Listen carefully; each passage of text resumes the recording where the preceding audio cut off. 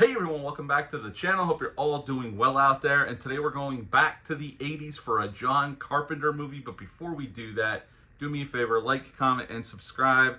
Subscribe. I greatly would appreciate that. Also, as always, a shameless plug for my TeePublic store. The link for that in the description box below.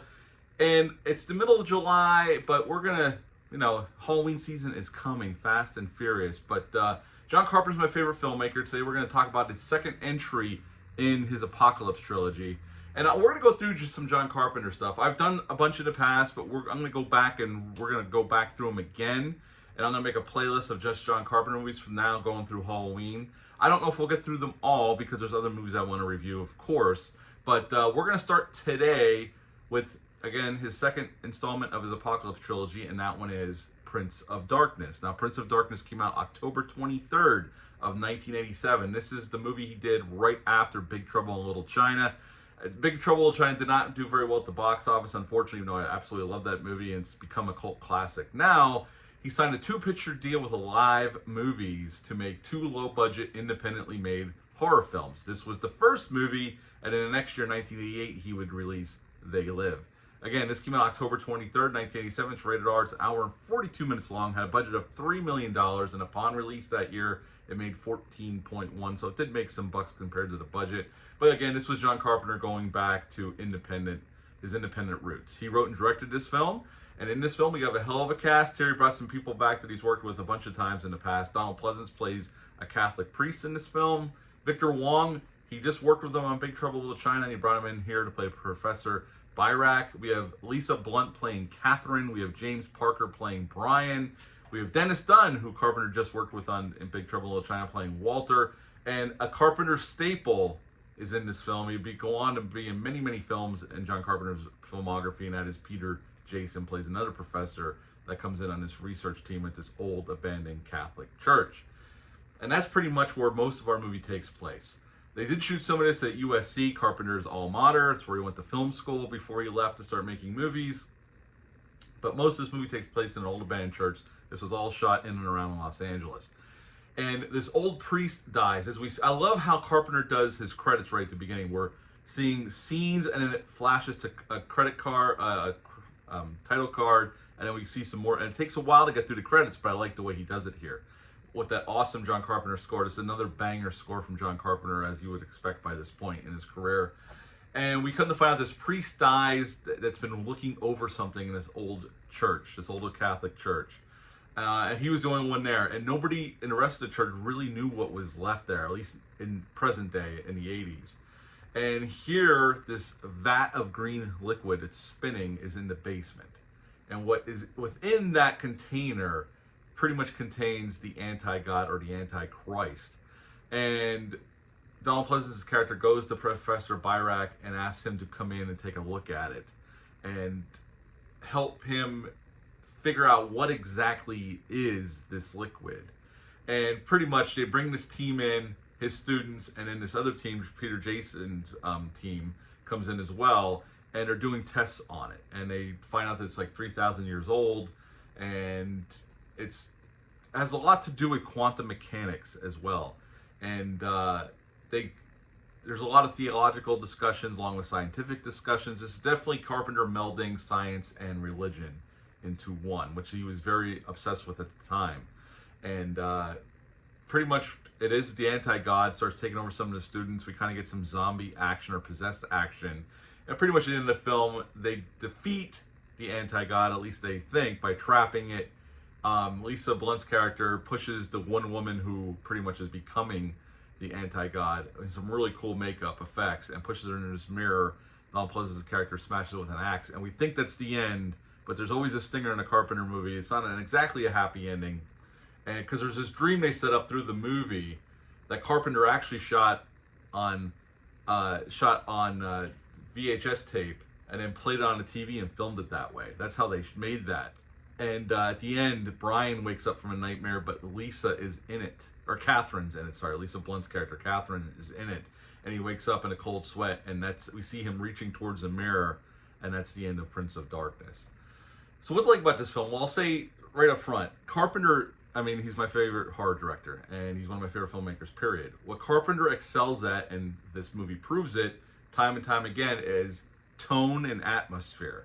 And this film is dripping with it all throughout the movie from beginning to end. There's an oppressive atmosphere. This is the end of the world. Now, this one's a little bit more talky than The Thing, although The Thing, we do get some, a lot of great dialogue. But this one pairs back to makeup effects, although we do get some really cool makeup effects, and it's more of a talkative movie until the last 20 minutes when things really go off the rails.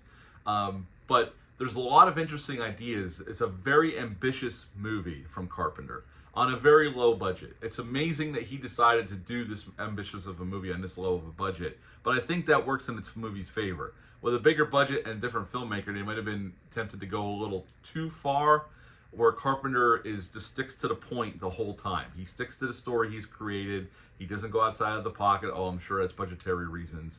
And he gives a really cool, really dread-soaked horror film. Is it gory? Yeah, there's some cool gore here. We get Alice Cooper as one of the zombies and impales the one guy leaving on the bicycle prop from his stage show. That was his prop he brought to set and used it in the film. We do get a lot of bugs, and we get that guy falling apart after he gets killed by the zombies, after he gives that message. We get some gore. That lady that gets taken over by the anti-god towards the end, and her face is like half melted. It looks really cool and really well done. And I love the mirror trick. They did that with Mercury in a pool kind of setting. You could read about it online, how they pulled that off. But yeah, the effects, Carpenter always excelled at that, even on a low budget, of pulling off some really cool effects. And this film is no different. I think the cast is good here. I mean, obviously Donald Pleasance is a legend in acting circles, and he'd already worked with Carpenter a handful of times. Victor Wong's great. Victor Wong was always great whenever he showed up. The man has since passed away, unfortunately. I think Dennis Dunn's good. I think the whole cast is good for what they're given to do. It's great to see Peter Jason. I mean, Peter Jason would go on to be in most of Carpenter's films through the rest of his career in certain aspects, But overall, I think this movie is really good. The score is awesome. It looks beautiful, especially in this 4K from Scream Factory. The cinematography, the establishing shots, the typical Carpenter shot. And there's a great one shot in this movie. When they get to the church and they're setting up, the camera follows Dennis Dunn's character through the room. If you blink, you could miss it easily, but it's a really cool shot. And Carpenter was great at that. Those steady cam shots, those fluid shots through rooms and stuff. And we get a lot of that here as well. I've always liked this movie. It's a movie I've watched since I was probably about 15, and I didn't get it when I first saw it, but over the years and rewatching it, it's a really interesting movie about the end of the world and melding science and religion. And I think, if you've never seen it, give it a chance. I think you might dig it. It's a lot of talking in this movie. The movie takes its time. I mean, it's only an hour and 42 minutes long, but this movie takes its time to get to where we're going. And Carpenter's not afraid to just sit with the movie or sit in a room with a bunch of people throwing around theories. And he just lets the camera linger, and away we go. So don't think this isn't as much of this isn't The Thing. Like, you're not going to get these amazing practical set pieces with the practical effects that are going to blow your mind. This is not that kind of movie. And I would say this is even not, and that's why this was so cool about his Apocalypse trilogy. All three movies are quite different, but all deal with the same thing, the end of the world. But this one's definitely the most, it takes its time, sets it up, and then we get most of the payoff in the last 20 minutes of the film.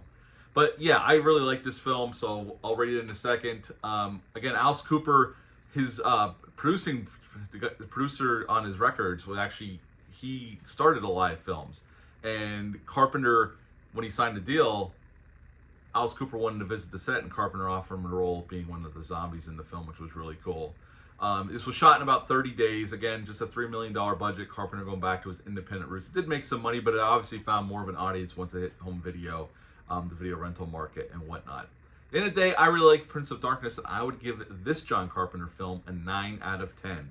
9 out of 10 for Prince of Darkness. What are your thoughts on this one? Leave a comment down below. Let me know. Hit the thumbs up. Hit the subscribe button. Share this video. I greatly would appreciate that. That's it for this one, but until next time, bye.